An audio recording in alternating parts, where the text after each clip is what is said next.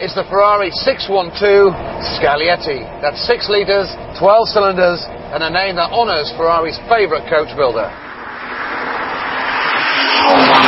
It costs £170,000, has got 540 horsepower, and will do a staggering 199 miles an hour. It's the most expensive and most powerful new Ferrari you can buy today. But there's something about long bonnet Ferraris that means you just don't boast about the figures. They have a classier, more artful image. Sergio Scaglietti never designed with pen and paper. He preferred sculpting the metal by eye. And I think he'd be rather proud of the car that now bears his name, made in his old factory. The 612 is high-tech and hand-built. Despite being bigger than the 456 it replaces, the aluminium chassis and body means it's lighter. And if you're one of those super rich people interested in buying one, like Jamie Oliver, then you can have a tour to see your car being made before it's shipped down the road to the Maranello factory for an engine, paint and interior. And the interior, well, it really spoils you. You can even choose what shade of aluminium you have. And then there's a custom Bose stereo. Well, I have to say, it is fantastic. We've got 3 speakers in the front, 4 in the rear, a bass box in the passenger footwell, and would you believe it, a subwoofer on the parcel shelf. However, 170 grand, well, it doesn't get you everything. Sat-nav is an option, as is the Bluetooth connection for your hands-free mobile.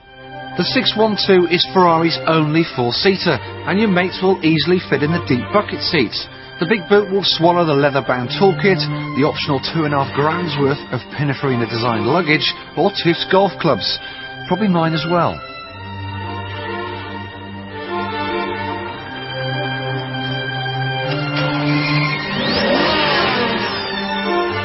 So, is this a GT in the traditional sense?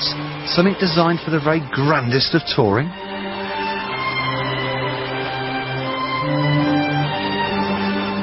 Now, I've been very lucky in that I've managed to drive lots of Ferraris and owned one a few years ago. And experience tells me that they all do your head in after maybe an hour or two in the car. You've really got to be in the mood to drive one. This, however, is a completely different experience. It's very relaxing, it's very refined. And one technology which adds to the overall driving pleasure is Ferrari's adaptive damping.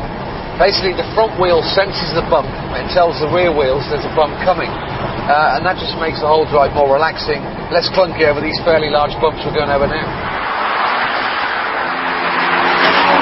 You know, I can see myself doing 500-600 miles in this, maybe flying up the Autobahn to pick up one of the girlfriends.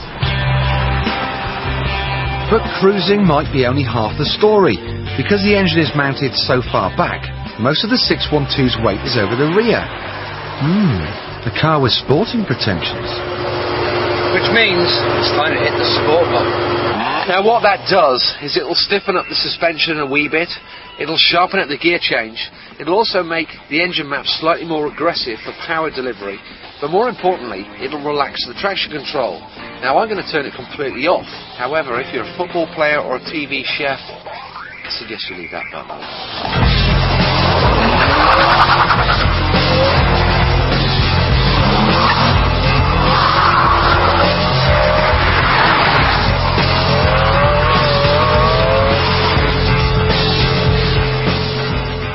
When you start to let it off the leash, it's actually quite nimble. It doesn't really understeer, it's quite a neutral balance to the car. You can get the tail out if you want to be a bit saucy. But the best thing about any Ferrari is the engine. It's the heart of the car. It's a V12, it's super smooth, it's got bundles of power. Don't get much better than that. The semi-automatic gearbox costs an extra 7 grand, yet has been specified by 90% of the buyers. It's perfect for gentle cruising, but when you're getting after it, I just don't like them. They're just not my cup of tea. It does exactly what it's meant to do. It's a very quick change, but it's just not as precise as I want it to be. Sometimes I might want a very quick gear change, sometimes I might want a slow gear change, depending on what sort of corner I'm in. And this just doesn't give me the control that I need. But that's not enough to put me off the car. Just see it as an opportunity to save £7,000 and have a manual.